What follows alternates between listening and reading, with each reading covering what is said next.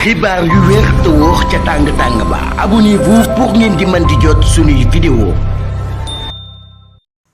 dal leen ak jàmm seen chaîne bi di Buzz 221 HD.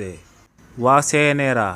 di conseil national de régularisation de l'audiovisuel fësal nañ akub communiqué jëmale ko ci taxawaayu chroniqueurs yi nga xam ne dañuy nekk ci plateau yi di jéem a dénigrer yenn autorités yi te ñu mun see lim kii di Badara Gadiaga. si li ni mel waa CNRA ne ci weeruñ génn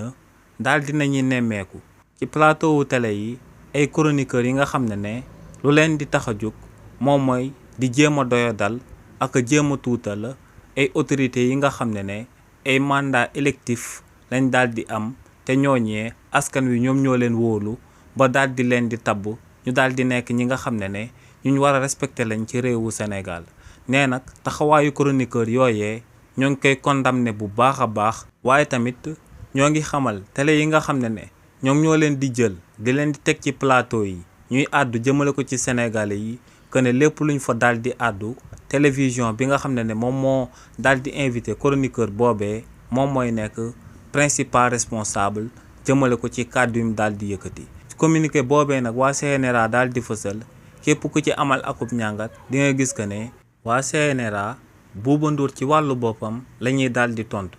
ndax kookee di Bouba Ndour ginnaaw ba Badara Gadiaga yëkkatee ay kàddu yu ñaaw a ñaaw daal di koy teg ci ndodd député bii di Amadou Ba waaye tamit daal di koy teg ci ndodd premier ministre bii di Ousmane Sonko. Bouba Ndour dafa génnoon daal di xamal sénégalais yi que ne ci plateau jàkkaarloo képp ku fa toog lépp loo fa àddu sa responsabilité lay njëkk a doon avant muy daal di nekk responsabilité télé bi. waaye nag waa CNRA daal dinañ koy xamal que ne responsable bi principal responsable bi du doon kenn ku du télévision bi nga xam ne moom mooy daal di jël chroniqueur yooyee ñuy yëkkati ay kàddu yu leen neex di ko yekk ay autorité yu nekk ci réewu Sénégal. xibaar yu wér te wóor ca tàng ba abonnez-vous pour ngeen di mën di jot suñuy vidéo.